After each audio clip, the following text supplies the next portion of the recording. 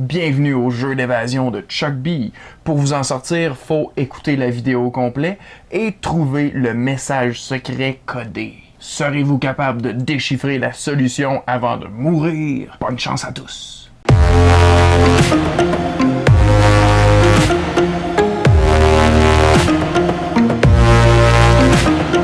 Bonjour et bienvenue à Chuck B Critique. Aujourd'hui, je donne mon avis sur la suite du suspense d'horreur intitulé Jeu d'évasion, maintenant sous-titré Tournament of Champions.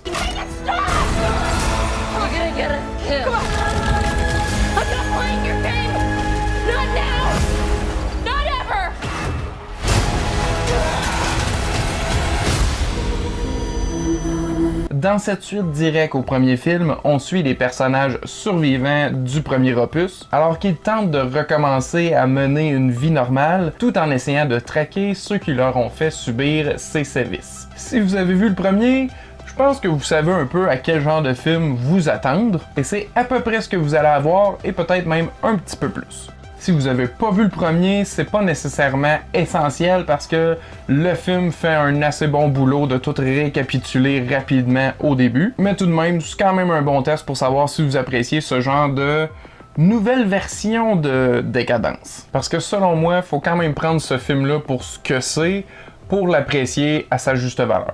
C'est certain que côté scénario, c'est quelque peu prévisible et un petit peu pêle-mêle, étant donné que c'est écrit par 6 scénaristes, mais au moins dont une qui a écrit le premier. À tout le moins, il y a quelques revirements que j'ai quand même appréciés, puis qui font que c'est pas juste une suite pareille.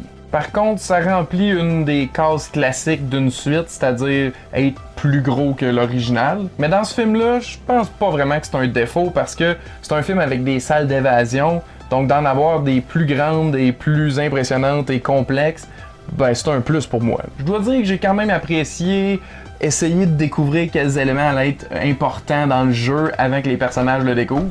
Et donc je crois qu'il y a quand même une partie du mérite qui revient au cinéaste Adam Robitel, qui a aussi réalisé le premier ainsi que celui-ci. Par contre, je dois mentionner qu'à l'opposé des franchises de torture porn que j'ai mentionnées, celui-là a pas vraiment l'aspect gore que tous ces films-là ont. Ce qui peut être un petit peu décevant, mais c'est pas grave parce que le focus est plutôt mis sur les jeux et les pièges et les pièces. Cependant, niveau réécoute, je sais pas s'il y a vraiment beaucoup de potentiel, étant donné que lorsqu'on connaît un peu les énigmes, c'est un petit peu moins impressionnant à regarder se dérouler.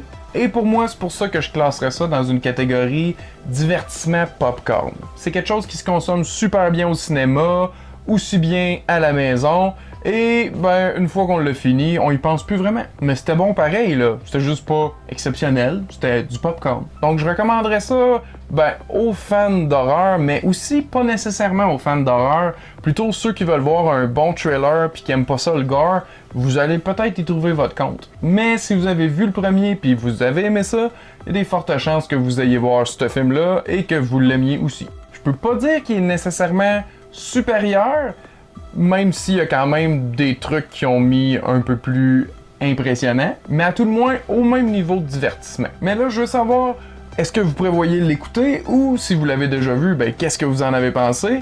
Dites-moi ça dans les commentaires ci-dessous. Merci à tout le monde d'avoir écouté. À la prochaine!